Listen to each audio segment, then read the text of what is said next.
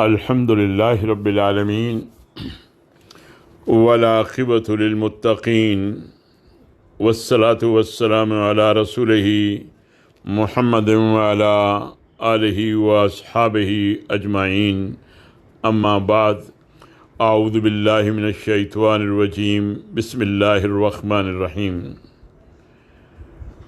مطالعے کی آج کی نشست میں ہم توحید کے بارے میں عقلی دلائل پڑھیں گے۔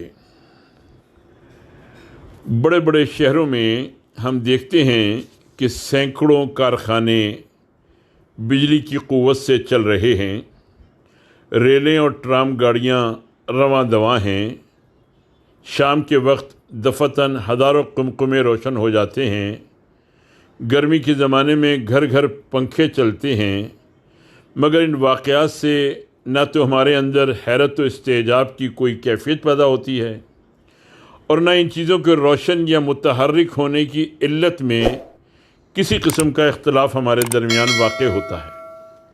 یہ کیوں ہے؟ اس لیے کہ ان قمقموں کا تعلق جس بجلی گھر سے ہے اس کا حال بھی ہمیں معلوم ہے۔ اس بجلی گھر میں جو لوگ کام کرتے ہیں ان کے وجود کا ہمیں علم ہے۔ ان کام کرنے والوں پر جو انجینئر نگرانی کر رہا ہے اسے بھی ہم جانتے ہیں۔ ہمیں یہ بھی معلوم ہے کہ وہ انجینئر بجلی بنانے کے کام سے واقف ہے۔ اس کے پاس بہت سی کلیں ہیں اور ان کلوں کو حرکت دے کر وہ اس قوت کو پیدا کر رہا ہے جس کی جلو سے ہمیں قمقموں کی روشنی، پنکھوں کی گردش، ریلوں اور ٹرام گاڑیوں کی سیر، چکیوں اور کارخانوں کی حرکت میں نظر آتے ہیں۔ پس بجلی کے آثار کو دیکھ کر اس کے اسباب کے متعلق ہمارے درمیان اختلاف رائے واقع نہ ہونے کی وجہ صرف یہ ہے کہ ان اسباب کا پورا سلسلہ ہمارے محسوسات میں داخل ہے اور ہم اس کا مشاہدہ کر چکے ہیں۔ فرض کیجئے کہ یہی قمقمے روشن ہوتے، اسی طرح پنکھے گردش کرتے، یوں ہی ریلیں اور ٹرام گاڑیاں چلتیں، چکیاں اور مشینیں حرکت کرتیں، مگر وہ تار جن سے بجلی ان میں پہنچتی ہے ہماری نظروں سے پوشیدہ ہوتے، بجلی گھر بھی ہمارے محسوسات کے دائرے سے خارج ہوتا، بجلی گھر میں کام کرنے والوں کو بھی ہمیں کچھ علم نہ ہوتا اور یہ بھی معلوم نہ ہوتا کہ اس کارخانے کا کوئی انجینئر ہے جو اپنے علم اور اپنی قدرت سے اسے چلا رہا ہے، کیا اس وقت بھی بجلی کے ان آثار کو دیکھ کر ہمارے دل ایسے ہی مطمئن ہوتے؟ کیا اس وقت بھی ہم اس طرح ان مظاہر کی علتوں میں اختلاف کرتے؟ ظاہر ہے کہ آپ اس کا جواب نفی میں دیں گے۔ کیوں؟ اس لیے کہ جب آثار کے اسباب پوشیدہ ہوں اور مظاہر کی علتیں غیر معلوم ہوں تو دلوں میں حیرت کے ساتھ بے اطمینانی کا پیدا ہونا، دماغوں کا اس راز سر بستہ کی جستجو میں لگ جانا اور اس راز کے متعلق قیاسات و آراء کا مختلف ہونا ایک فطری بات ہے۔ اب اس مفروضے پر سلسلہ کلام کو آگے بڑھائیے۔ مان لیجئے کہ جو کچھ فرض کیا گیا ہے در حقیقت عالم واقع میں موجود ہے۔ ہزاروں لاکھوں قمقمے روشن ہیں، لاکھوں پنکھے چل رہے ہیں، گاڑیاں دوڑ رہی ہیں، کارخانے حرکت کر رہے ہیں اور ہمارے پاس یہ معلوم کرنے کا کوئی ذریعہ نہیں ہے کہ ان میں کون سی قوت کام کر رہی ہے اور وہ کہاں سے آتی ہے۔ لوگ ان مظاہر و آثار کو دیکھ کر حیران و ششدر ہیں۔ ہر شخص ان کے اسباب کی جستجو میں عقل کے گھوڑے دوڑا رہا ہے۔ کوئی کہتا ہے کہ سب چیزیں آپ سے آپ روشن یا متحرک ہیں، ان کے اپنے وجود سے خارج کوئی ایسی چیز نہیں ہے جو انہیں روشنی یا حرکت بخشنے والی ہو۔ کوئی کہتا ہے کہ یہ چیزیں جن مادوں سے بنی ہوئی ہیں انہی کی ترکیب نے ان کے اندر روشنی اور حرکت کی کیفیتیں پیدا کر دی ہیں۔ کوئی کہتا ہے کہ اس عالم مادہ سے ماورا چند دیوتا ہیں جن میں کوئی قمقمے روشن کرتا ہے، کوئی ٹرام اور ریلیں چلاتا ہے، کوئی پنکھوں کو گردش دیتا ہے اور کوئی کارخانوں اور چکیوں کا محرک ہے۔ بعض لوگ ایسے ہیں جو سوچتے سوچتے تھک گئے ہیں اور آخر میں عاجز ہو کر کہنے لگے ہیں کہ ہماری عقل اس طلسم کی کنہ تک نہیں پہنچ سکتی۔ ہم صرف اتنا ہی جانتے ہیں جتنا دیکھتے ہیں اور محسوس کرتے ہیں، اس سے زیادہ کچھ ہماری سمجھ میں نہیں آتا، اور جو کچھ ہماری سمجھ میں نہ آئے اس کی نہ ہم تصدیق کر سکتے ہیں نہ تکذیب۔ یہ سب گروہ ایک دوسرے سے لڑ رہے ہیں، مگر اپنے خیال کی تائید اور دوسرے خیالات کی تکذیب کے لیے ان میں سے کسی کے پاس بھی قیاس اور ظن و تخمین کے سوا کوئی ذریعہ علم نہیں ہے۔ اس دوران میں کہ یہ اختلافات برپا ہیں، ایک شخص آتا ہے اور کہتا ہے کہ بھائیو، میرے پاس علم کا ایک ایسا ذریعہ ہے جو تمہارے پاس نہیں ہے۔ اس ذریعے سے مجھے معلوم ہوا ہے کہ ان سب قمقموں، پنکھوں، گاڑیوں، کارخانوں اور چکیوں کا تعلق چند مخفی تاروں سے ہے جنہیں تم محسوس نہیں کرتے۔ ان تاروں میں ایک بہت بڑے بجلی گھر سے وہ قوت آتی ہے جس کا ظہور روشنی اور حرکت کی شکل میں ہوتا ہے۔ اس بجلی گھر میں بڑی بڑی عظیم الشان کلیں ہیں جنہیں بے شمار اشخاص چلا رہے ہیں۔ یہ سب اشخاص ایک بڑے انجینئر کے تابع ہیں، اور وہی انجینئر ہے جس کے علم اور قدرت نے اس پورے نظام کو قائم کیا ہے۔ اس کی ہدایت اور نگرانی میں یہ سب کام ہو رہے ہیں۔ یہ شخص پوری قوت سے اپنے اس دعوے کو پیش کرتا ہے، لوگ اسے جھٹلاتے ہیں، سب گروہ مل کر اس کی مخالفت کرتے ہیں، اسے دیوانہ قرار دیتے ہیں، اسے مارتے ہیں، تکلیفیں دیتے ہیں، گھر سے نکال دیتے ہیں، مگر وہ ان سب روحانی اور جسمانی مصیبتوں کے باوجود اپنے دعوے پر قائم رہتا ہے، کسی خوف یا لالچ سے اپنے قول میں ذرہ برابر بھی ترمیم نہیں کرتا، کسی مصیبت سے اس کے دعوے میں کمزوری نہیں آتی۔ اس کی ہر بات سے ظاہر ہوتا ہے کہ اسے اپنے قول کی صداقت پر کامل یقین ہے۔ اس کے بعد ایک دوسرا شخص آتا ہے اور وہ بھی بجن سے ہی یہی قول اس دعوے کے ساتھ پیش کرتا ہے، پھر تیسرا، پھر چوتھا، پانچواں آتا ہے اور وہی بات کہتا ہے جو اس کے پیش رو نے کہی تھی۔ اس کے بعد آنے والوں کا ایک تانتا بن جاتا ہے، یہاں تک کہ ان کی تعداد سینکڑوں اور ہزاروں سے متجاوز ہو جاتی ہے، اور یہ سب اسی ایک قول کو اسی ایک دعوے کے ساتھ پیش کرتے ہیں۔ زمان و مکان اور حالات کے اختلافات کے باوجود ان کے قول میں کوئی اختلاف نہیں ہوتا۔ سب کہتے ہیں کہ ہمارے پاس علم کا ایسا ذریعہ ہے جو عام لوگوں کے پاس نہیں ہے۔ سب کو دیوانہ قرار دیا جاتا ہے، ہر طرح کے ظلم و ستم کا نشانہ بنایا جاتا ہے، ہر طریقے سے انہیں مجبور کیا جاتا ہے کہ اپنے قول سے باز آ جائیں، مگر سب کے سب اپنی بات پر قائم رہتے ہیں، اور دنیا کی کوئی قوت انہیں اپنے مقام سے ایک انچ نہیں ہٹا سکتی۔ اس عزم و استقامت کے ساتھ ان لوگوں کی نمایاں خصوصیات یہ ہیں کہ ان میں سے کوئی جھوٹا، چور، خائن، بدکار، ظالم اور حرام خور نہیں ہے۔ ان کے دشمنوں اور مخالفوں کو بھی اس کا اعتراف ہے۔ ان سب کے اخلاق پاکیزہ ہیں، سیرتیں انتہا درجے کی نیک ہیں، اور حسن خلق میں یہ اپنے دوسرے ابنائے نو سے ممتاز ہیں۔ پھر ان کے اندر جنون کا بھی کوئی اثر نہیں پایا جاتا، بلکہ اس کے برعکس وہ تہذیب، اخلاق، تزکیہ نفس اور دنیاوی معاملات کی اصلاح کے لیے ایسی تعلیمات پیش کرتے اور ایسے قوانین بناتے ہیں جن کے مثل بنانا تو درکنار، بڑے بڑے علماء و اقلاء کو ان کی باریکیاں سمجھنے میں پوری عمریں صرف کر دینا پڑتی ہیں۔ ایک طرف وہ مختلف الخیال مکذبین ہیں اور دوسری طرف یہ متحد الخیال مدعی۔ دونوں کا معاملہ عقل سلیم کی عدالت میں پیش ہوتا ہے۔ جج کی حیثیت سے عقل کا فرض ہے کہ پہلے اپنی پوزیشن کو خوب سمجھ لے، پھر فریقین کی پوزیشن کو سمجھے اور دونوں کا موازنہ کرنے کے بعد فیصلہ کرے کہ کس کی بات قابل ترجیح ہے۔ جج کی اپنی پوزیشن یہ ہے کہ خود اس کے پاس امر واقعی کو معلوم کرنے کے لیے کوئی ذریعہ نہیں ہے، وہ خود حقیقت کا علم نہیں رکھتا، اس کے سامنے صرف فریقین کے بیانات، ان کے دلائل، ان کے ذاتی حالات اور خارجی آثار و قرائن ہیں، انہی پر تحقیق کی نظر ڈال کر اسے فیصلہ کرنا ہے کہ کس کا برحق ہونا اغلب ہے، مگر اغلبیت سے بڑھ کر بھی وہ کوئی حکم نہیں لگا سکتا، کیونکہ مثل پر جو کچھ مواد ہے اس کی بنا پر یہ کہنا اس کے لیے مشکل ہے کہ امر واقعی کیا ہے۔ وہ فریقین میں سے ایک کو ترجیح دے سکتا ہے، لیکن قطعیت اور یقین کے ساتھ کسی کی تصدیق یا تکذیب نہیں کر سکتا۔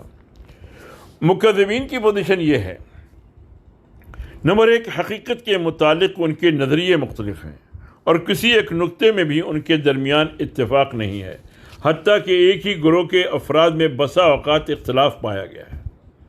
نمبر 2، وہ خود اقرار کرتے ہیں کہ ان کے پاس علم کا کوئی ایسا ذریعہ نہیں ہے جو دوسروں کے پاس نہ ہو۔ ان میں سے کوئی گروہ اس سے زیادہ کسی چیز کا مدعی نہیں ہے کہ ہمارے قیاسات دوسروں کے مقابلے میں زیادہ وزنی ہیں، مگر اپنے قیاسات کا قیاسات ہونا سب کو تسلیم ہے۔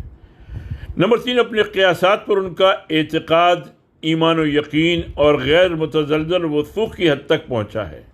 ان میں کا ایک شخص کل تک جس نظریے کو پورے زور کے ساتھ پیش کر رہا تھا، آج خود اسی نے اپنے پچھلے نظریے کی تردید کر دی اور ایک دوسرا نظریہ پیش کر دیا۔ عمر، عقل، علم اور تجربے کی ترقی کے ساتھ ساتھ اکثر ان کے نظریات بدلتے رہتے ہیں۔ نمبر 4، مدعیوں کی تکذیب کے لیے ان کے پاس بجز اس کے اور کوئی دلیل نہیں ہے کہ انہوں نے اپنی صداقت کا کوئی یقینی ثبوت نہیں پیش کیا۔ انہوں نے وہ مخفی تار ہمیں نہیں دکھائے جن کے متعلق وہ کہتے ہیں کہ قمقموں اور پنکھوں وغیرہ کا تعلق انہی سے ہے۔ نہ انہوں نے بجلی کا وجود تجربے اور مشاہدے سے ثابت کیا، نہ بجلی گھر کی ہمیں سیر کرائی، نہ ان کی کلوں اور مشینوں کا معائنہ کرایا، نہ اس کے کارندوں میں سے کسی سے ہماری ملاقات کرائی، نہ کبھی انجینئر سے ہمیں ملایا۔ پھر ہم یہ کیسے مان لیں کہ سب کچھ حقائق ہیں؟ مدعیوں کی پوزیشن یہ ہے۔ نمبر 1، وہ سب آپس میں متفق القول ہیں۔ دعوے کے جتنے بنیادی نکات ہیں ان سب میں ان کے درمیان کامل اتفاق ہے۔ نمبر 2، ان سب کا متفقہ دعویٰ یہ ہے کہ ہمارے پاس علم کا ایک ایسا ذریعہ ہے جو عام لوگوں کے پاس نہیں ہے۔ نمبر 3، ان میں سے کسی نے یہ نہیں کہا کہ ہم اپنے قیاس یا گمان کی بنا پر ایسا کہتے ہیں، بلکہ سب نے بالاتفاق کہا ہے کہ انجینئر سے ہمارے خاص تعلقات ہیں، اس کے کارندے ہمارے پاس آتے ہیں، اس نے اپنے کارخانے کی سیر بھی ہمیں کرائی ہے، اور ہم جو کچھ کہتے ہیں علم و یقین کی بنا پر کہتے ہیں، ظن و تخمین کی بنا پر نہیں کہتے۔ ان میں ایک مثال بھی ایسی نہیں ملتی کسی نے اپنے بیان میں ذرہ برابر بھی تغیر و تبدل کیا ہو۔ ایک ہی بات ہے جو ان میں کا ہر شخص دعوے کے آغاز سے زندگی کی آخری سانس تک کہتا رہا ہے۔ نمبر 5، ان کی سیرتیں انتہا درجے کی پاکیزہ ہیں۔ جھوٹ، فریب، مکاری، دغا بازی کا کہیں شائبہ تک نہیں ہے، اور کوئی وجہ نہیں آتی کہ جو لوگ زندگی کے تمام معاملات میں سچے اور کھرے ہیں وہ خاص اسی معاملے میں بالاتفاق کیوں کر جھوٹ بولیں گے۔ نمبر 6، اس کا بھی کوئی ثبوت نہیں کہ یہ دعویٰ پیش کرنے سے ان کے پیش نظر کوئی ذاتی فائدہ تھا۔ برعکس اس کے یہ ثابت ہے کہ ان میں سے اکثر و بیشتر نے اس دعوے کی خاطر سخت مصائب برداشت کی ہیں، جسمانی تکلیفیں سہیں، قید کیے گئے، مارے گئے اور پیٹے گئے، جلا وطن کیے گئے، بعض قتل کر دیے گئے، حتیٰ کہ بعض کو آرے سے چیر ڈالا گیا، اور چند کے سوا کسی کو بھی خوشحالی اور فارغ البالی کی زندگی میسر نہ ہوئی۔ لہذا کسی ذاتی غرض کا الزام ان پر نہیں لگایا جا سکتا، بلکہ ان کا ایسے حالات میں اپنے دعوے پر قائم رہنا یہ ظاہر کرتا ہے کہ انہیں اپنی صداقت پر انتہا درجے کا یقین تھا، ایسا یقین کہ اپنی جان بچانے کے لیے بھی ان میں سے کوئی اپنے دعوے سے باز نہ آیا۔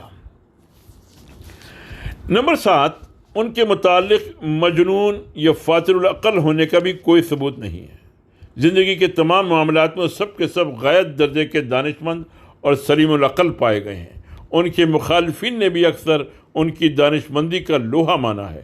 پھر یہ کیسے باور کیا جا سکتا ہے کہ ان سب کو اسی خاص معاملے میں جنون لاحق ہو گیا ہو، اور وہ معاملہ بھی کیسا جو ان کے لیے زندگی اور موت کا سوال بن گیا ہو، جس کے لیے انہوں نے دنیا بھر کا مقابلہ کیا ہو، جس کی خاطر وہ سالہ سال دنیا میں سے لڑتے رہے ہوں، جو ان کی ساری عاقلانہ تعلیمات کا، جن کے عاقلانہ ہونے کا بہت سے مکذبین کو بھی اعتراف ہے، اصل الاصول ہو۔ نمبر 8، انہوں نے خود بھی یہ نہیں کہا کہ ہم انجینئر یا اس کے کارندوں سے تمہاری ملاقات کرا سکتے ہیں، یا اس کا مخفی کارخانہ تمہیں دکھا سکتے ہیں، یا تجربہ اور مشاہدے سے اپنے دعوے کو ثابت کر سکتے ہیں۔ وہ خود ان تمام امور کو غیب سے تعبیر کرتے ہیں اور کہتے ہیں کہ تم ہم پر اعتماد کرو اور جو کچھ ہم بتاتے ہیں اس سے مان لو۔ فریقین کی پوزیشن ان کے بیانات پر غور کرنے کے بعد اب عقل کی عدالت اپنا فیصلہ کرتی ہے۔ وہ کہتی ہے کہ چند مظاہر و آثار کو دیکھ کر ان کے باطنی اسباب و علل کی جستجو دونوں فریقوں نے کی ہے اور ہر ایک نے اپنے اپنے نظریات پیش کیے ہیں۔ بادی نظر میں سب کے نظریات اس لحاظ سے یکساں ہیں کہ اولاً ان میں سے کسی میں استحالۂ عقلی نہیں ہے، یعنی قوانین عقلی کے لحاظ سے کسی نظریے کے متعلق یہ نہیں کہا جا سکتا کہ اس کا صحیح ہونا غیر ممکن ہے۔ ثانیاً ان میں سے کسی کی صحت تجربے یا مشاہدے سے ثابت نہیں کی جا سکتی۔ نہ فریق اول میں سے کوئی گروہ اپنے نظریات کا ایسا سائنٹیفک ثبوت دے سکتا ہے جو ہر شخص کو یقین کرنے پر مجبور کرے، اور نہ فریق ثانی اس پر قادر ہے یا اس کا مدعی ہے۔ لیکن مزید غور و تحقیق کرنے کے بعد چند امور ایسے نظر آتے ہیں جن کی بنا پر تمام نظریات میں سے فریق ثانی کا نظریہ قابل ترجیح قرار پاتا ہے۔ اولاً کسی دوسرے نظریے کی تائید اتنے کثیر التعداد، عاقل، پاک سیرت، صادق القول آدمیوں نے متفق ہو کر اتنی قوت اور اتنے یقین و ایمان کے ساتھ نہیں کی ہے۔ ثانیاً ایسے پاکیزہ کیریکٹر اور اتنے کثیر التعداد لوگوں کا مختلف زبانوں اور مختلف مقامات میں اس دعوے پر متفق ہو جانا کہ ان سب کے پاس ایک غیر معمولی ذریعہ علم ہے اور ان سب نے اس ذریعے سے خارجی مظاہر کے باطنی اسباب کو معلوم کیا ہے، ہمیں اس دعوے کی تصدیق پر مائل کر دیتا ہے، خصوصاً اس وجہ سے کہ اپنی معلومات کے متعلق ان کے بیانات میں کوئی اختلاف نہیں ہے۔ جو معلومات انہوں نے بیان کی ہیں ان میں کوئی استحالۂ عقلی بھی نہیں ہے، اور نہ یہ بات قوانین عقلی کی بنا پر محال قرار دی جا سکتی ہے کہ بعض انسانوں میں کچھ ایسی غیر معمولی قوتیں ہوں جو عام طور پر دوسرے انسانوں میں نہ پائی جاتی ہوں۔ ثالثاً خارجی مظاہر کی حالت پر غور کرنے سے اغلب یہی معلوم ہوتا ہے کہ فریق ثانی کا نظریہ صحیح ہو، اس لیے کہ قمقمے، پنکھے، گاڑیاں، کارخانے وغیرہ نہ تو آپ سے آپ روشن اور متحرک ہیں، کیونکہ اگر ایسا ہوتا تو ان کا روشن اور متحرک ہونا ان کے اپنے اختیار میں ہوتا، حالانکہ ایسا نہیں ہے۔ نہ ان کی روشنی و حرکت ان کے مادہ جسمی کی ترکیب کا نتیجہ ہے، کیونکہ جب وہ متحرک اور روشن نہیں ہوتے اس وقت بھی یہی ترکیب جسمی بھی موجود رہتی ہے۔ نہ ان کا الگ الگ قوتوں کے زیر اثر ہونا صحیح معلوم ہوتا ہے، کیونکہ بسا اوقات جب قمقمے میں روشنی نہیں ہوتی تو پنکھے بھی بند ہو جاتے ہیں، ٹرام کاریں بھی موقوف ہو جاتی ہیں اور کارخانے بھی نہیں چلتے۔ لہذا خارجی مظاہر کی توجیہ میں فریق اول کی طرف سے جتنے نظریات پیش کیے گئے ہیں وہ سب بعید از عقل و قیاس ہیں۔